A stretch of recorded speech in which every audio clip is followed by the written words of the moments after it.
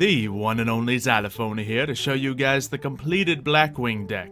All week long I've been mastering BLACKWINGs and trying to make the best deck possible, and I think we're looking at it. Now of course this is focusing in on BLACKWING, so we're not adding other things such as like Crystal Wing and stuff like that. Plus it's obviously light on the hand traps, but we'll talk about how you can add some more of those later in the video. This is the most consistent version of BLACKWINGs, and man it is fast and it is good. Let's talk about what makes it so good, shall we? So starting off with the main boss monster of the deck, we got the BLACKWING Full Armored Master. This is a relatively new card, and it's insanely good for multiple reasons. First reason being, it is not affected by card effects, meaning you can't kill it with spells, traps, effects. You can't return it to hand, you can't send it to graveyard, you can't banish it, nothing. The only thing you can do to kill it is attack power. Now with 3,000 attack points, it's a little difficult to get over, but obviously some things can get over that. What also makes him good is the ability to take over your opponent's monster. Essentially, when your opponent's monster uses an effect, or if you utilize a card from the graveyard, that we'll talk about later, you get to put a wedge counter on your opponent.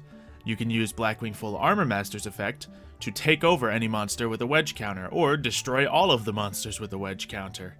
It's pretty good, so usually at the end of the turn, when you have a BLACKWING Full Armor Master, especially if you go turn 2, you'll be able to get this guy as well as your opponent's boss monster on your side of the field. And that's not just for one turn, that stays.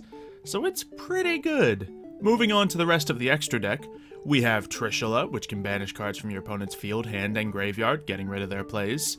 We have Beals, which cannot be destroyed by battle or card effects, so it's a really good defensive play if you don't have anything else or you're not able to get the full BLACKWING Armor Master out.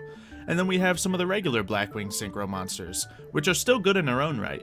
We have Raikiri, which can destroy stuff from the field as long as you have plenty of BLACKWINGs. The more BLACKWING monsters you control, the more cards of your opponents you can destroy. So you can get rid of the back row nice and easy with these, and then take over the opponent's monster with the Armor Master, and it's a really good combo. We have Chidori, which is essentially the powerhouse of this deck. He gains power for every BLACKWING in the graveyard, which you're gonna be putting a lot of BLACKWINGs in the graveyard to summon these guys, so he usually comes out with like a minimum of 4,000 attack points. We have Obsidian Hawk Joe. On top of this, we also have Sahaya, and these two essentially do Monster Reborn powers. You can use their effects to not only keep them on the field, but bring another BLACKWING from your graveyard back to the field, such as one of your other powerful Synchro monsters, or even the Full Armored Master. We also have Nathung, which will let you do an additional normal summon, which is pretty handy, especially with one of the cards in this deck, and it gives your opponent a little cheeky 800 points of damage. We have TG Wonder Magician, which is actually just for comboing up with Crystron Needle Fiber. This card you've probably seen in a lot of decks before. You get to special summon a Synchro monster from your deck. Considering most of the BLACKWINGs are Synchro monsters, it works pretty well. And when he is destroyed, or rather whenever you want during your opponent's turn, you can swap him out for this TG Wonder Magician. Then we move on to our powerful Link monsters. We have Borrelsword Dragon and Topologic Bomber Dragon. Topologic works really well because it's mainly for clearing the field, except it won't clear a certain BLACKWING Full Armor Master because he's not affected by card effects. So that means your opponent might have nothing and you will have two very powerful monsters on the field. And then we have Borrelsword, who is mostly to facilitate an OTK. When you use his effect, you can attack twice, meaning if you have a Borrelsword and a Full Armor Master, that means you have 9,000 attack points. I guess you could go ahead and add into this deck a Upstart Goblin if you really wanted to as well, because you'd still get the OTK off it, and you could thin down the deck. But I kind of like the deck as it is without it. We also have a Summon Sorceress. This is probably one of the cards you could switch out for something else if you would like to. I don't use it all the time, but you get to special summon a BLACKWING monster, so why not? And then finally, the Apprentice Witchling. This is one of the more common cards to summon because it's the easiest. It essentially just boosts up all your dark monsters. Not bad, gives you some link zones, and when it's inevitably destroyed, you get to bring a BLACKWING from your graveyard back to your hand to use it once again. So, it's pretty useful, but let's be honest, you kind of want to go into that Borrelsword Dragon if you get the chance. Anyway, that's all of those, but we also have a couple things in the extra deck. Obviously, Borreload gets around everything, so you can always swap that in for the Topologic if you would like to. Baguska's a really good stall card. I just don't like using stall cards too much, but obviously it's a great play. And then we have the BLACKWING Armor Master, which essentially has just kind of been replaced. And then Onimaru, who essentially just isn't necessarily worth it anymore. Now, the main bread and butter of this deck is Black Whirlwind. When you have this card on the field, every time you normal summon, you get to pull another BLACKWING to your hand. So it's pretty useful for just keeping up your plays and really extending the plays. Now, something that really works well with Black Whirlwind is Simoom. Simoom is a new card that essentially you can special summon it from your hand when you don't have any monsters. Great starting play. And then you can automatically put a Black Whirlwind onto the field.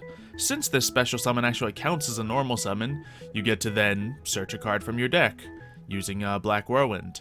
So that's one card to your hand. Then you can normal summon that card. So that's another card to your hand with Black Whirlwind. Then you can start linking off that stuff. If you link into Nathung, that's another normal summon. Imagine if you have 2 Black Whirlwinds, yeah, they stack. Imagine if you have 3, you can just search all kinds of things. It's fairly often to have a Black Whirlwind and a Simoom in your hand, which means that turn, you are at minimum going to be able to search 4 monsters from your deck and bring them to hand. Pretty effective. That pretty much facilitates the OTK I was talking about earlier by getting your Boral Sword and Blackwing Full Armor Master, as well as leaving you with extra cards.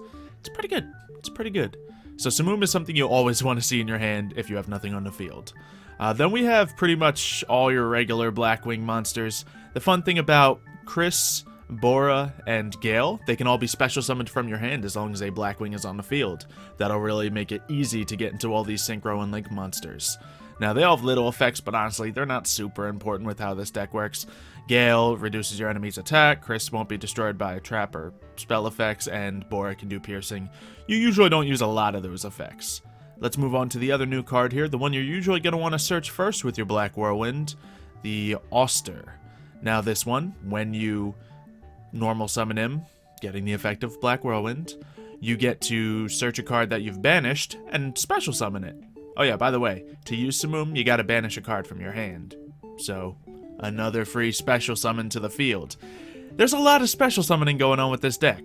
Then, Auster's main purpose is, once it's linked off and sent to the grave, I'll talk about the main play with that in a moment, but once that's sent to the grave, you can activate his effect and put those counters I was talking about on all of your opponent's monsters.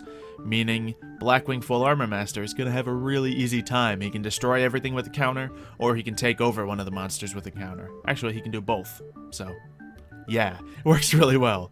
We have one copy of Kalotin here, just because it's sometimes good and you can search him off, so he's not bad to have. This is one of those cards you might be able to take out of the deck if you really wanted to, but it's not bad.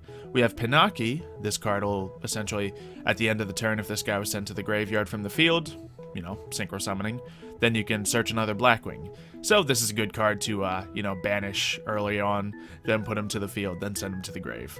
Then we have one copy of Breeze. This one, when you search it with the Black Whirlwind, bring it to your hand, you automatically special summon it.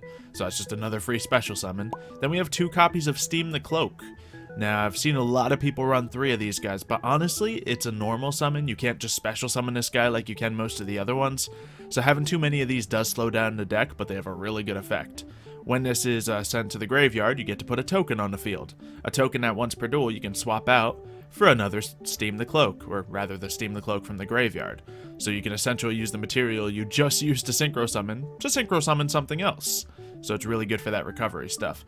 We have 2 copies of Blizzard Far North. You could probably limit this down to 1 if you would like to, but this one lets you, when you normal summon this guy, you can special summon another Blackwing from your graveyard. Pretty handy. Now here's Harmattan. He's one of the best cards to combo up with in the deck. When you special summon him, by just having a Blackwing on the field, yeah, he's one of those, you can essentially take the stars from another monster, say a 4-star Auster. Now, this will mean that your Harmattan has 6 stars and your Auster has 4 stars, which means with just those 2 cards, you can automatically go into your Blackwing Full Armor Master, activate Auster from the grave, and take stuff over. So that's a 2-card combo that gets you your boss monster and the best card on your opponent's side of the field. Works out pretty well. And Harmattan can obviously use that effect on other things to go into your other monsters. So it's pretty nice. We also have Orochi, just as a, a tuner with 1 star in case you want to get around to get some of the other special guys out in certain situations. Plus, he's another special summon from the hand. And we have Glow Up Bulb. Glow Up Bulb is mainly to work with the card Foolish Burial and Crystron Needle Fiber, because it's essentially just more special summoning you can do, getting more cards out onto the field to either link or synchro, whatever you want to do. Now, the spell cards in here are largely just draw power. We have Allure of Darkness because they're all dark monsters, and we have some, bring back from banish capabilities. So it works really well, especially with the amount of monsters in this deck. We have one copy of Pot of Desires just because every time I've drawn it, at least almost every time, it's been useful. Now, you don't want to go banishing, all 3 copies of Black Whirlwind or Simoom, but that's a rare opportunity that's going to happen, so it's usually worth, but I only run 1 copy because I probably would never want to use 2 of them in this deck. Foolish Burial, you can either send the Glow-Up Bulb to get a free monster to the field, or you can send this guy, Zephyros, who I didn't talk about. Zephyros, when he's sent to the graveyard, you can essentially return 1 card from the field back to your hand. Now, the combo with this is when Simoom brings out a Black Whirlwind, at the end of that turn, the Black Whirlwind is destroyed. You don't want that. You want to return that Black Whirlwind back to your hand with the Zephyros. So that's a pretty good combo. Always try to get a Zephyros into your graveyard if possible. Plus, you get another monster to the field, but you've heard that's the idea with this deck. Then we have a Called by the Grave, which works really well to prevent hand traps, and tons of other good cards. So Called by the Grave is actually something I'd probably run more of. I'd run Called by the Grave over hand traps in this deck. So in the side deck, I absolutely have more Called by the Grave. Because, as you can imagine with all this stuff, a hand trap will stop a lot of the big plays from happening here. And with the Blackwing deck, you want to explode with the big plays. Monster Reborn, sure, free monster. Another monster to the field, or another good monster, your choice. And then I have some trap cards in here. You don't necessarily need these. But I have Icarus Attack, you just get rid of 1 of your winged beasts, you have tons of them, and then return 2 of the cards, or destroy 2 of your opponent's cards on the field, usually, spell or trap cards that you're afraid of. And we have Black Sonic, which is essentially a Mirror Force, which banishes. You just have to have a Black Wing on the field. And then Solemn. Solemn's good, especially if you get that turn 1. But the trap cards you could switch out if you would like to. If you wanted to switch out Foolish Burial, you could. Pot of Desires, maybe. Glow-Up Bulb, maybe. Copy of that and stuff like I mentioned some of the stuff you can take out to make this really able to stuff with hand traps and other cards you might like if that is something you want to do. Other cards you might want to throw in the deck are Anti-Reverse. I really like this card if your opponent's running a lot of spell and trap cards, so I like it in the side deck so you can always swap it in. And finally, Soul Charge, which obviously if you can bring 4 of your Blackwings from grave to the field, you can start making some big plays again.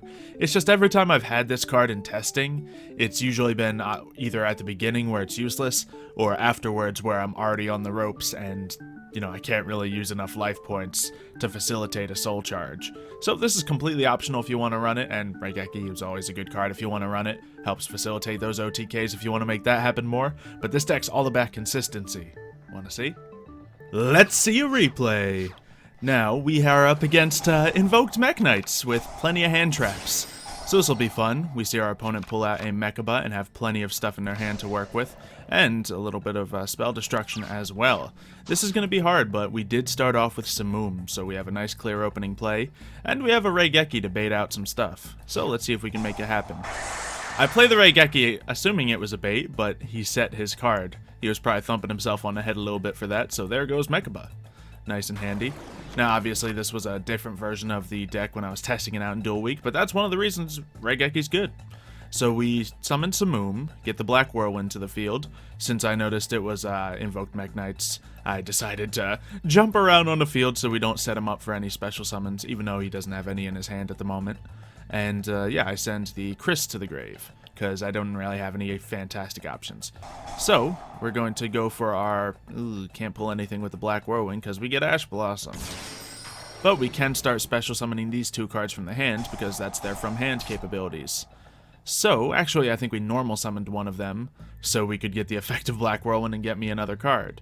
But we see the Cosmic Cyclone coming in to destroy our Black Whirlwind. Okay, fine, I'll just smack at you with a couple of monsters. With all those hand traps and counters, he stopped a lot of plays, so we're just going to go into a Apprentice Witchling to try to get another card back at the end of this turn, and see what happens. So he gets the Book of Law, and obviously Alistair's going to be able to facilitate another invoked monster. So Purgatrio's going to attack right into Witchling, doing exactly what I wanted him to do, and get me the Simoom back to hand. Now, unfortunately, with Chris still on the field, I was kind of hoping he would kill everything on the field. I can't use Simoom. That is his limitation. Oh wait, no, he can attack everything. Never mind, he does clear it all out. So yeah, he uses, of course, the Book of Law to swap out to a Mechaba to affect monsters in hand. He's looking pretty good. And now I have only effect monsters to use. So he cancels the effect of Samum, so I go ahead and use the Ghost Ogre to stop that, because I had hand traps in this version. And now nobody has cards! This is why I don't like hand traps. I don't like spamming hand traps, because it just ends up being these long stalemate duels. I mean, personally, I'd rather just win or lose. But yeah, obviously, this deck can work with the hand traps, and there we have it, another Samum. But I'm sitting here like, oh, he's totally got more stuff to cancel Samum. I'm gonna wait until I get a combo to work with this, because if he stops the Samum, we're back at square one. So, there goes Invoked, so I can't let that happen. Let's get this Invoker out of here. Life points are dwindling, but now I have a little something that can work with this. So we're going to get our Black Whirlwind out with Samum, and once again, Ghost Ogre. So, we'll just attack with this. Great. Ghost Ogre on field. Hand Trap City out here. Oh boy, more hand traps. Here you can see it's actually hurting my opponent that he has so many hand traps. But we got another card here, so maybe we can do something. Now, I don't have anything to, you know, I can't, none of them are tuners, so I can't go into my big guy. But we could link into, well, we actually can't link into anything because we already used our Witchling. So we're just stuck here attacking with a couple mediocre monsters. However, he does go for the Effect Veiler on this, which probably wasn't going to help too much. We're about to find out. Yeah. It's not going to change anything anyway, but he probably wasn't paying a lot of attention to the effect. So he's sitting out here with that, so he makes sure to facilitate a Mech Knight Blue Sky normal summon, so he can actually get some stuff to his hand, but he can't really do much with it. So he attacks the Samum, kills that, and now it's Heart of the Cards from here on out. I get a Gale, which is exactly what I need. We use Gale's secondary effect to cut Mech Knight Blue Sky in half, summon a Chidori to get that attack power I was talking about, 4100, and that'll be enough to just, by damage, win this duel. So even when we couldn't do any of those big plays I was talking about, we were able to thread ourselves along and defeat our opponent with just some of the lesser cards, like Chidori. So let's check out another replay here. Let's see what this one's all about. So in my hand, automatically, you see the Zephyros, which is not always ideal, but you have ways to get him in. You usually want to banish him and then bring him to the field, then get him to graveyard, so that works out. Other than that, you would want to Foolish Burial him to the grave. So we see the Predaplants coming out. They are this is going to be a long turn, isn't it? Look at their hand right now. Ooh, but they do happen to have that, they do have their Garnet in hand, so that does hurt them a little bit. Well, not for long. So they get a Skull Dread playoff. I have both Black Whirlwind and Auster, so I can bring out my boss monster, which, against this, is probably what I'm about to do. So we go ahead and do that. Black Whirlwind searches the Harmattan to our hand. I draw a second one to hand just because it's good. I'll probably want to use one later. Even though Harmattan, you can only special summon it like that once a turn. I take the opportunity to bring out a Needle Fiber, get me a free card out here, and then get the Harmattan out to link with this into something bigger. So we have our full Armored Master, and honestly, yeah, we can't do much else here, so we are going to, well, he uses the effect on me, so I don't even have to burn Auster's effect from the graveyard, and let's take him over. So, obviously, this worked out well for me. Ooh, but he does reduce the battle damage and keeps himself alive, but I have his Skull Dread on the field, and yeah, he just doesn't draw what he needs and quits. So, next, let's load up another replay. I don't have a million replays for you today, so we'll just see what happens. Ooh, this one was up against Ancient Gears. I think this one was actually a pretty close one if I remember correctly. So my hand obviously wasn't anything special. What I did here was I normal summoned the Kalut because everything else in my hand could be special summoned. And I searched the, did I just search the Breeze to my hand? Yes, I did. So that means I get special summons all across the board. I saw there was nothing on the field and I was like, well, let's take advantage of this. I had turn 2. So Harmattan's going to actually use his effect on Gale. I go into a Crystron Needle Fiber while I can. Get another monster, so we have Steam the Cloak. Usually off Crystron Needle Fiber, I always like to go for Steam the Cloak because that's, you know, one of the only ways to special summon him. We go into a Borreload, and he has a Solemn, which means I won't be getting the OTK here, unfortunately. But I still have plays. We get the token out here. We're able to get a Beals, which is reasonable. And we can, you know, leave it at that. I'm not going to swap out the Steam token because there's realistically nothing else I would do except have another Blackwing out on the field. And it's a once-a-duel effect, so I'm not going to burn that effect when I have 2 of those cards in my deck. So he goes for the combo with the Ancient Gear Hunting Hound to fusion summon a Howitzer, hoping that I'll destroy it next turn, and yes, I will. However, what is going to bite him in a second is he keeps doing some burn damage to me, which powers up Beals. Obviously, I wasn't expecting that to be the reason I put out Beals. I put him out as a defensive play, but now he's at 4,600 attack points. So if you don't know, I worked on Ancient Gears in one of my previous duel weeks, so I know them really well. I know what he's trying to do here. I know he's trying to get an Ancient Gear to get a Ancient Gear box to get another thing to his hand, so he has 4. Seeing that he has the Ancient Gear frame, what he's going to be able to do this turn is get the Ancient Gear fusion to his hand and bring out his boss monster with 4,500 attack. 45. Man, that's a shame. He's kicking himself right now, and he just realizes the mistakes he's made. And we beat him with Beals. And obviously I still had Black Whirlwind on the field, a Solemn, that I could have activated at any time throughout this duel, but I just wanted to see him bring this out and be like, oh. Because I kind of read exactly what was happening there. So that worked out really nicely. You can see how when you do know other decks really well, you can play against them really smart. So that's what I did. Ooh, I thought this guy was Red Eyes, but I see him with some Metal Foes in there as well, so that's pretty cool. So he goes for the... Don't Red Eyes Fusion on your opening play, guys. You're just leaving something out there to be destroyed. So he goes into his Meteor Black Comet Dragon as his first turn defensive play. I start with an Allure of Darkness, because why not?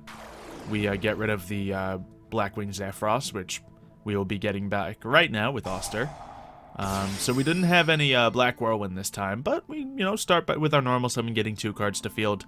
And we can special summon 3 of the cards from our hand. So let's start doing that.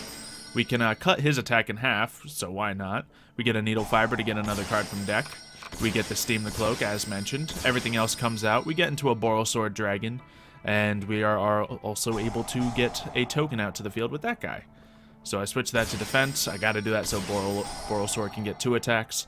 I use a Trishula to send this back to the, banish this. Send one of the Red Eyes normal monsters from the graveyard out of here, and might as well get rid of a card in hand. The card in hand didn't really matter too much, but I have 3 attacks, which is more than enough to beat him. There's a lot of OTKs that happens with this deck, as you can imagine, and most of them have Boral Sword on the field. Ooh, for this duel, he was using some Counter Fairies. That's interesting. I actually had no idea he was using Counter Fairies, which means we're about to see an OTK. Oh, man. So he just sets a card, he has nothing, or at least he doesn't want to overextend. So I go ahead and send the Zephyros to the grave, or banish the Zephyros, because I know I can bring him back throughout this play.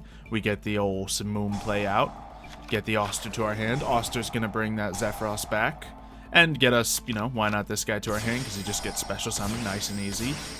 Then we have 5 monsters on the field, and 1 more we can special summon in hand. So, we're going to go right for that Boral Sword Dragon. Awesome. We can bring out the Harmattan, because then we can go into our main boss monster. And I might as well use Zephyros' effect to, 1, get the Black Whirlwind back to hand, like I mentioned, and get another monster on the field. So, yeah, and he realized it was over, so he ended. And for the final replay we have here, it looks like I'm going up against, some interesting stuff. But, yep, this was another OTK. This was just another OTK. So, we have 2 Allure of Darknesses. Zephyros is going to be the first trade-off here. So, we get him banished. We have a Steam the Cloak there to get banished. The reason I banished him is because I don't have an additional normal summon to actually get him out with. So, we might be able to get him back. We might not. We'll see. We send the Glow-Up Bulb to the grave, because why not? We use that. We have 2 Black Whirlwinds. So we can just start getting tons of cards to my hand. We get the Oster. We get another special summon. We get the Oster out to get this guy to the field. And 2 more cards to the hand. So we just start pulling them. Breeze gets automatically summoned. And we grab another special summon. So right there we had 5 monsters on field and 4 in hand that we can special summon. Pretty good stuff.